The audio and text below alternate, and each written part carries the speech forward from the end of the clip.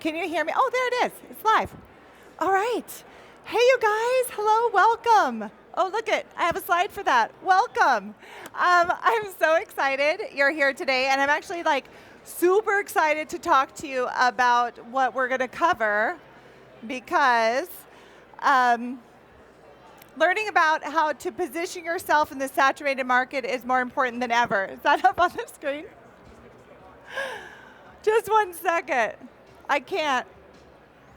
Wait a sec. Let's get that off of there, shall we? Okay. Hilarious. Okay, back at it. So learning to position yourself in this photography market is more important now than ever, right? And this is something that we all know. There is more competition out there than ever before, right? And because there's more competition, the consumers are more discerning. People are, they have more choices. And so they're going to be spending a little extra time looking and making those decisions. Now, this is compounded by the fact that old ways of marketing, the ways that we used to be able to do things, really aren't working anymore.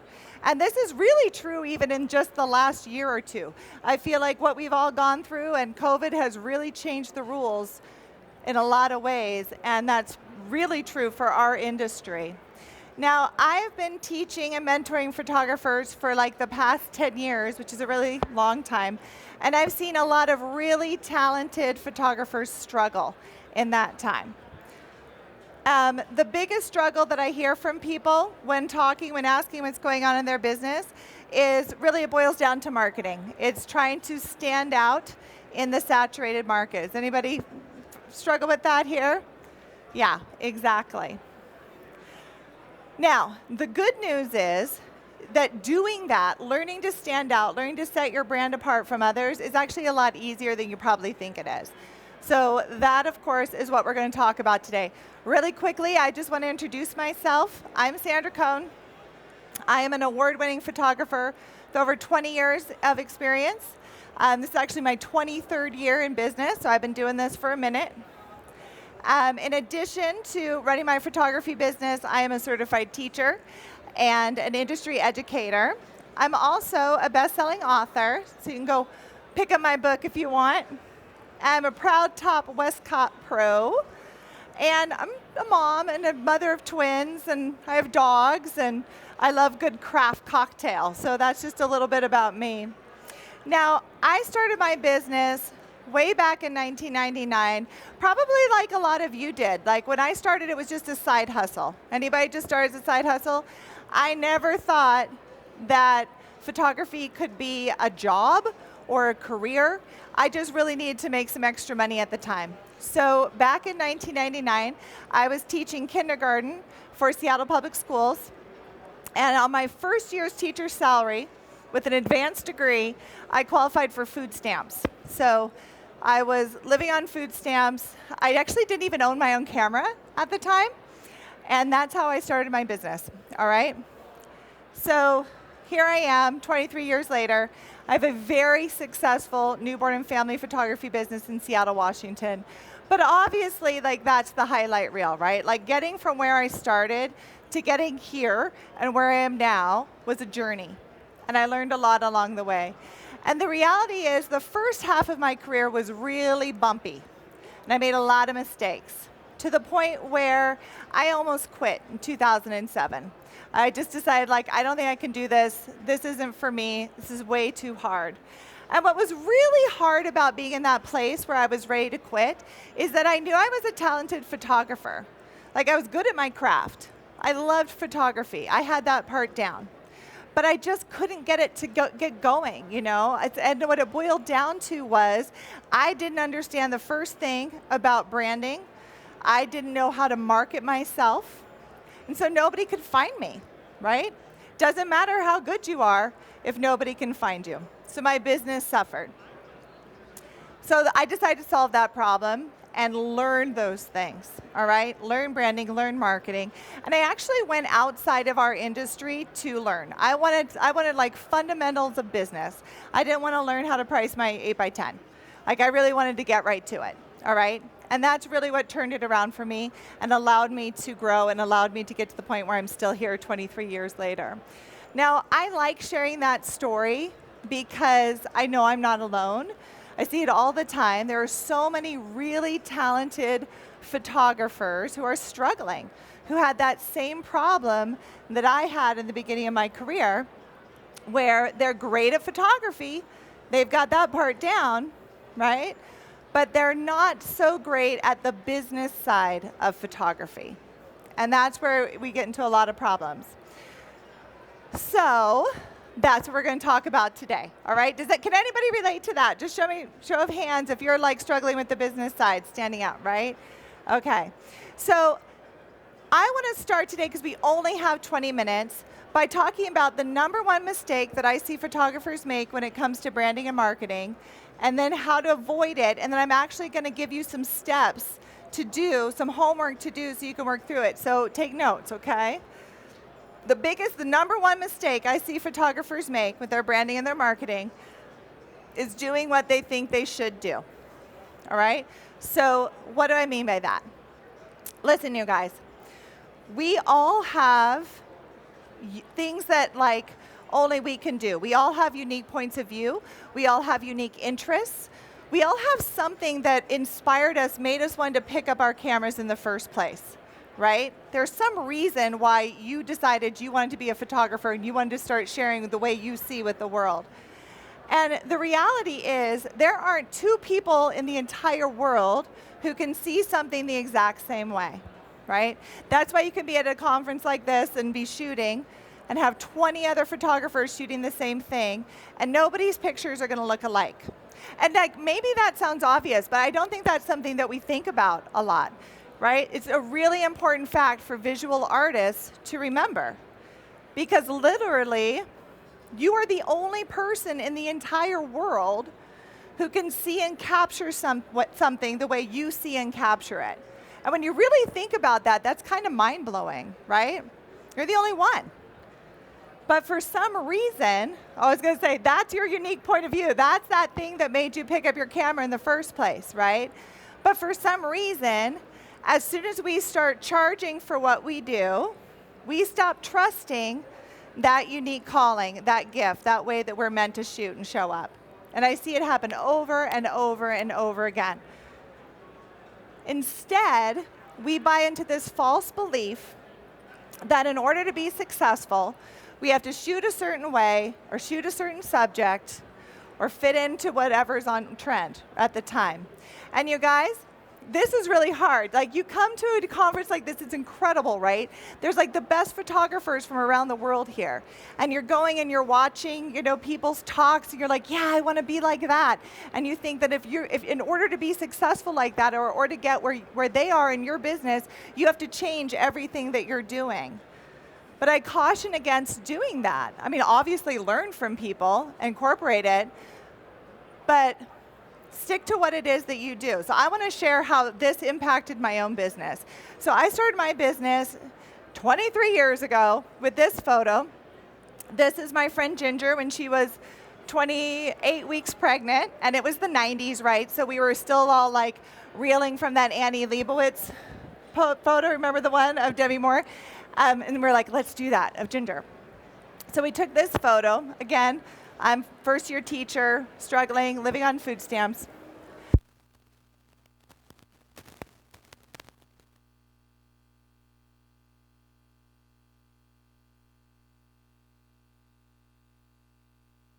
There we go. Okay. And it was Ginger who actually came to me and she said, I love my photo. Maybe you should start offering this on the side as a way to supplement your income. Now, again, the 90s, maternity photography wasn't what it is now. So I was in a really lucky position that there wasn't a lot of people in my market doing this kind of work. But I took this picture, turned it into a little postcard, right? Because we didn't have Instagram, we didn't have Facebook. I'm literally 1,000 years old. And I just handed out those postcards everywhere I could, all over town, right? My number on it. People started calling. So within about a year of that, I decided to go to part-time teaching. About 3 years after that, I was like, I'm going to launch myself as a full-time photographer.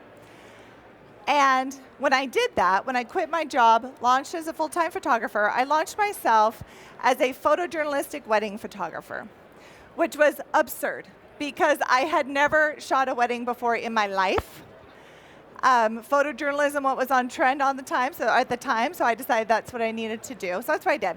Worst mistake ever. It got me to the point where I was going to quit my job because I hated it. I'm not a wedding photographer. I'm a portrait photographer. I love working with my moms and babies. This is the mistake people make all the time. But the reality is, success in this industry is about getting clear on what it is that you do. So when you're here this week and you're watching the people that you're learning from on stages, yeah, learn what they have to teach you, right? But also pay attention to what they're doing. They all know exactly what it is they do.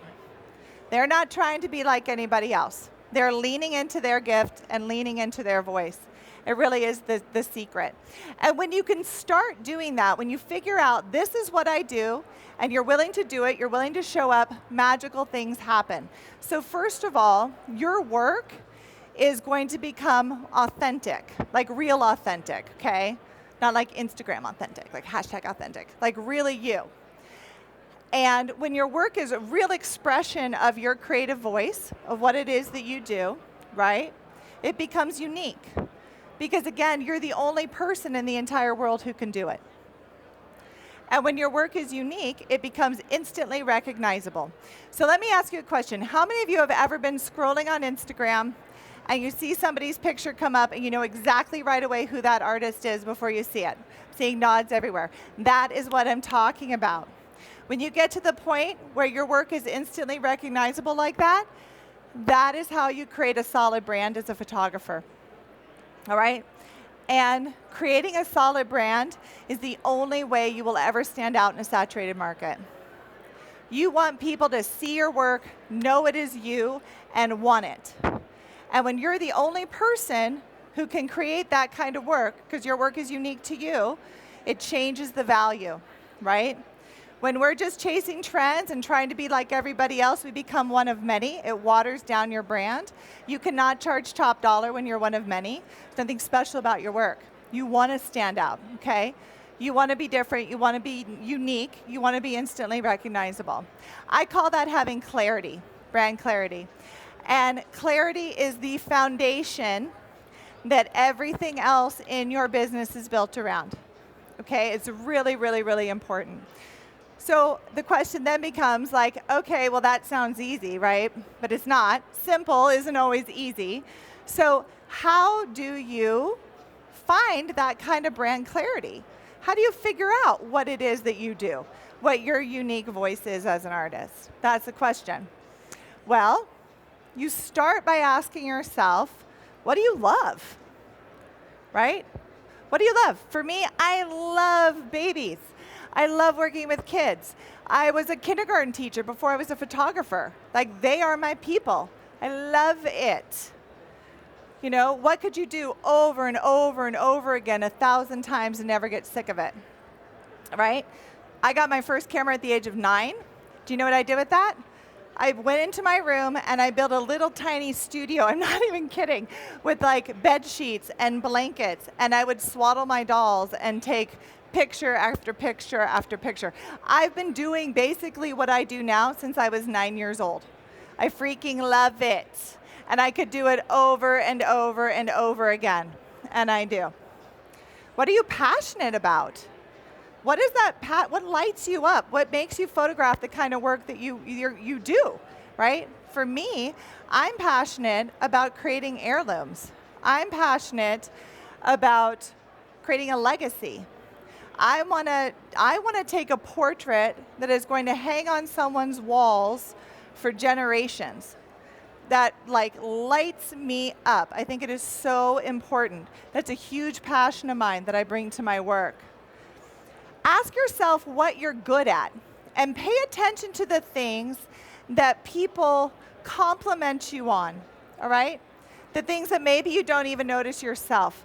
I'm really good at working with kids. Like I said, I was a kindergarten teacher before this, so I can get like naughty toddlers not pointing any fingers or anything, but I can get naughty toddlers to do whatever I want them to because I speak their language. We understand each other. What makes you different? This is the key. What makes you different? For me, so many things. First of all, I'm a film photographer. I work exclusively with film. I don't ever shoot digital camera because I don't like to. I work in studio, but I don't do traditional studio posing. I don't like that, but I'm also not a lifestyle photographer, so I don't really know what I do, but it doesn't matter, right? I am a photographer who works exclusively with lighting, but I actually don't like the way that most flash photography looks. So there's a lot of things about me and what I do that make me different. But all those quirks, all those preferences, all those passions, those make up my brand, right? Does that make sense? And my brand is 100% unique to me. I am the only one who can do what I do in the way that I do it. And guess what, you guys? The same is true of yours. You are the only person who can do what you do. You are the only person who can see what you do, or see the way you see and capture it. So lean into it. Don't be afraid of it, right? Honor the things that only you can bring to your photography. Value the things that make you different instead of trying to get over it or move beyond it. Really value that. Remember what made you pick up your camera for the first time in the first place, right? We all have something. We all have some way of shooting that we were doing before we ever thought we would be professional photographers. Remember that. There's value in that. There's magic in that. Stop comparing yourself to others. Please, if you take one thing away from this talk, I want it to be that. Divorce yourself from the trends. They won't be trends forever. If you want a long-term career, then this is essential, okay? Figure out what it is that you do, and then do it. And be willing to do it fearlessly, because it can feel really scary to go out and just do what it is that you do, all right? So that's what I had to share with you today. It's a little pep talk. All right, now listen, if you want my full system, because this is just one piece of the puzzle, if you want my entire framework on how to stand out in a saturated market, you can go here and download my guide, or you can make it easy on yourself and just take a picture of it, or of me, and post it on Instagram, and I will send it to you. So you can do that as well. So I think we have a couple minutes left. We have like 3 minutes left. Does anybody want to ask a question? Anything? Anything? No, you're a quiet group. We got it today? All right. Well, then we are done, and I will let you go on and enjoy the show floor here at WPPI. Thank you.